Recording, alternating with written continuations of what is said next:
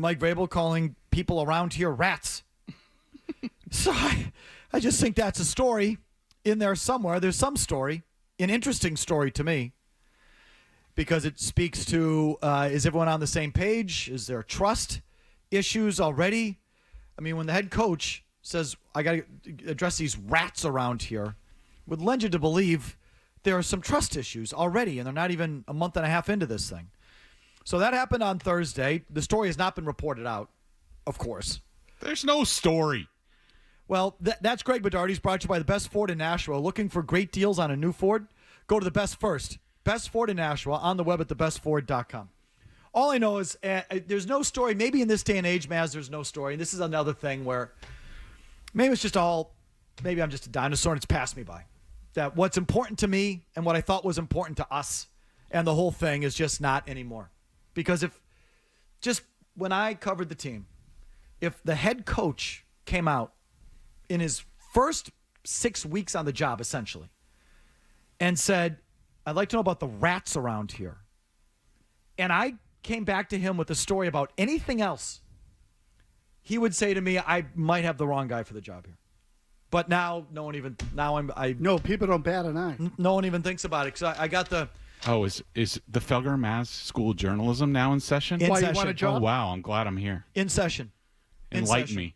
I mean, it's an interesting story to have a head coach say, we got a bunch of rats around here. Like, that's an interesting story. Instead, here are I've been listening to the sound, but they put Kevin is good enough to put slug lines on it, tell you what was asked of Mike Vrabel. Okay.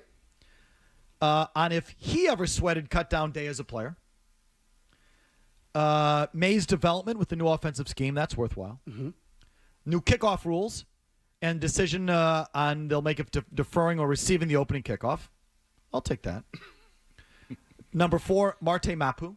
Yeah, that one caught my attention too. Are we trying to sell newspapers? Are we trying to get clicks? Are we trying, or do fans not care? Honestly, you out there, folks, would you rather hear something about Marte Mapu or the head coach calling or wondering if he's got a bunch of rats around here? Rats for 200. I don't think Marte Mapu is going to sell me a newspaper. Number 5, of course, walking on stage with Morgan Wallen.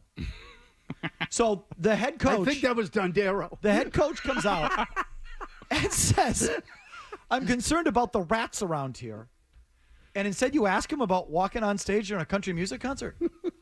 This is why I say it's passed me by. Unless I heard it wrong, I think it was Dondero. Number 6, how can a player help their own cause at practice today? Fine. Number 7, what he's seen from Elijah Ponder. Here's something I'm pondering. Who's Elijah Ponder? We'll be talking about him later.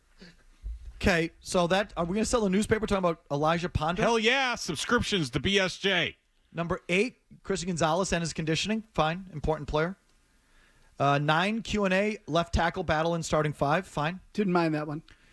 Number 10, Q&A on Keon White and what he needs to see from him. Fine. Mm-hmm. Important veteran player, maybe on the roster bubble. 11, Q&A on May's running. I'll always take that one. 12, what he's learned from the roster in the last month. Generic. I'm sure there's nothing there. It's but a useless answer. We'll see. Sure. 13, Q&A on removing a sense of entitlement from the team. I like that. 14, on if certain players have impressed him in camp. And 15, Q&A on how would he grade the music played at camp this summer. Oh, that's a good one. So, again, I just want to reiterate. The head coach, after a preseason game, said, I'm wondering about the rats around here after a story leaked. And you go to the press conference and ask him about Morgan Wallen, the music played at training camp, Marte Mapu, and Elijah Ponder, whoever that is. Not only am I not the most influential guy in Boston, like I feel like the whole thing's passed me by. Because I can't, if I went to camp after the coach calls the team a bunch of rats or whatever, and ask about the country music concert, fired, or the 55th guy on the roster, I couldn't do that job. That wouldn't interest me. And as a fan or a viewer, like, why? Marte Mapu. Refresh my memory. Who is that? He's the safety, the hybrid safety, another one of these yeah. hybrid safeties. He might I'm saying make the roster. I'm saying that half jokingly. Is he going to make the team? He might. Seriously? He might. You can't be serious. I have him on my last 53. All right, so class is dismissed. Okay. What did you make of the rat comment on Thursday? So, first of all, I was not... I have no follow-up comment for you today because no one asked him about it. They were too busy asking about Morgan Wallen. Okay. First of all, I was not there today because I was afraid of timing getting up here for the show. Number two, I was surprised that somebody did not ask him, even in like a joking fashion. Like, hey, Mike, how's the rat search going on? Did you bring in any exterminators or what? So I'm not that story's over. Like I said, class dismissed. What did you make of the comment? Hang on. Let me comment. You just talked for like 10 minutes. Fine. Droning on about journalism. Go. Number three, he was asked about it today across the street, and a lot of reporters sort of defer to that. I think that's more of a Belichickian thinking. Like Bill was asked about it. No, I get it. Because Bill would just be like, I already talked about them. Yeah. And his answer was basically what I thought it was. I think he was irritated about the way they played because they were hot garbage against the Giants. I do think there's a part of him that is irritated by some of this stuff getting out.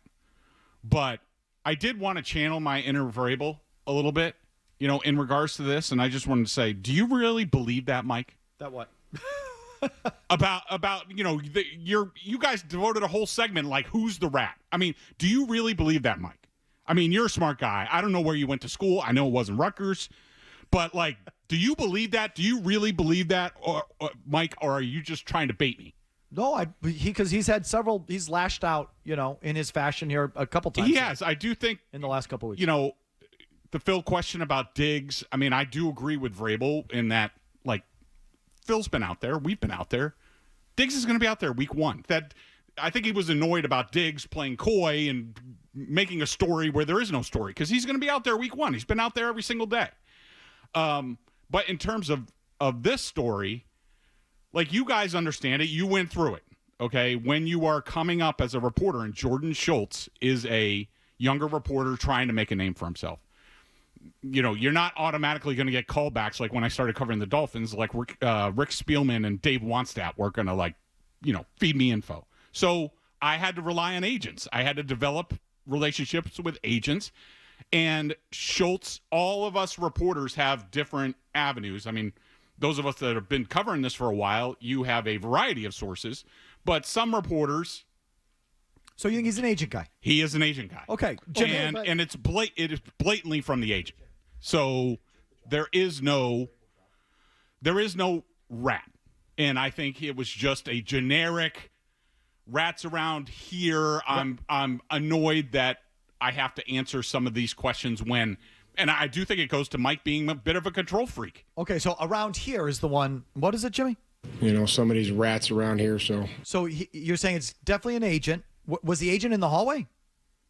Mike, come on. You're really being literal. That he's like, it has to be specific. Yeah, he was at MetLife. Yeah, Jalen Polk's agent was at MetLife. Well, that's why he said around here. He just meant around his team. Okay, that includes agents.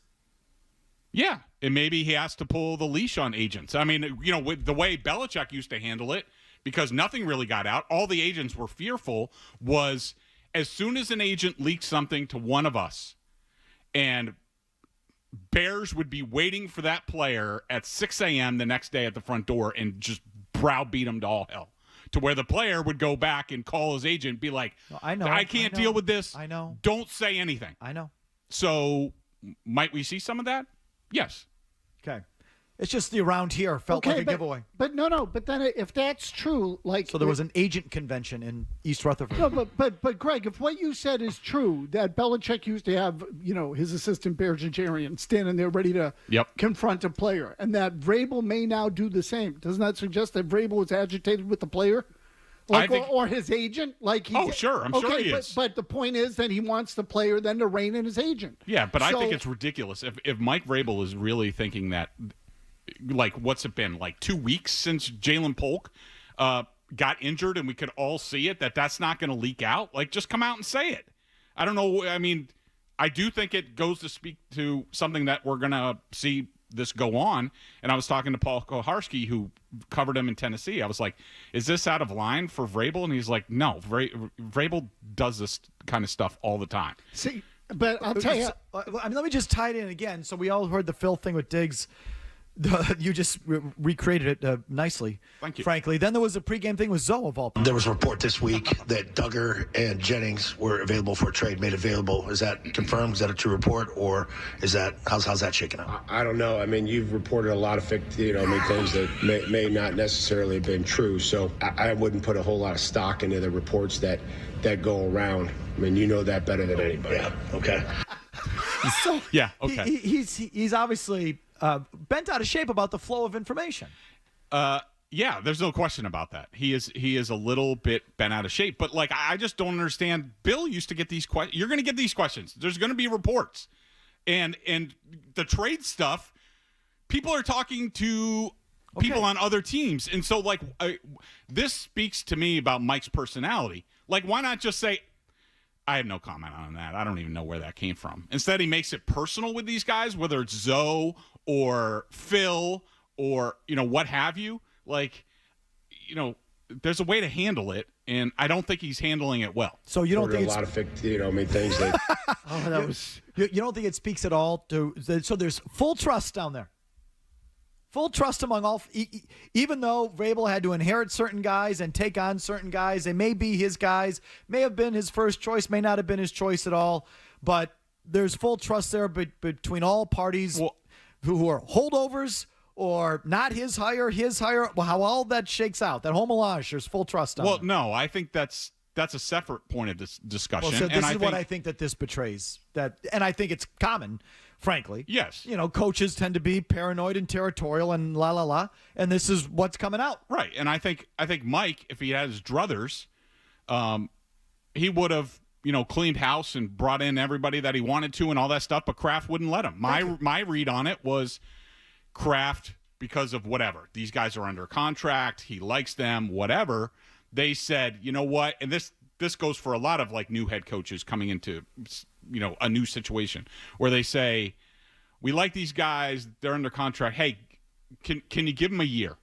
See if there's something there to work with or not. And I do think Mike's a control freak, and I think that he's a little bit irritated that he had to inherit these people where, it's similar to when Belichick came in, that he had to deal with, Greer and Wazenchuk and all that stuff. Yes. Like, it's the same sort of dynamic. Yes. And as soon as it's just like Bill, as soon as Mike tastes success, these guys he are is gone. going to push everybody out, and he's going to consolidate power, and we're going to be on to the next regime of Mike Vrabel. Consolidating power and circling around your guys and factions, and yes, agreed. That to me is an interesting story. I don't know. We dealt with it with Parcells and Belichick. They had some of the same paranoias and control issues and all of those, and they were great head coaches. It's a good thing for Vrabel. Is he like really following in that mold where it's like that. It's kind of nuts, but that's the way these guys are wired. Is he the latest in a line of that? And then again, there's plenty of horrible coaches who are also paranoid and control freaks and weird. So it's no clear definition, but it's just odd to have this come out here before we even get to week one. And I certainly sure as hell find it a hell of a lot more interesting to talk about this than Marte Mapu. Yes, Mazz. No. I think that this thing exposed the level of distrust he has in people that aren't his guys. That's how I would put it. And it's one thing to inherit guys that know what they're doing. It's another to inherit what looks like a guy that ran a draft last year that's going to be virtually completely wiped off the board when the roster is set. So I would not say between the actual functional roster that Vrabel was handed by Elliott Wolf and this thing, that Wolf and Vrabel are off to a great start. But that's just me. We can talk about the country music concert if you prefer. We'll get to more with Bedard right after this.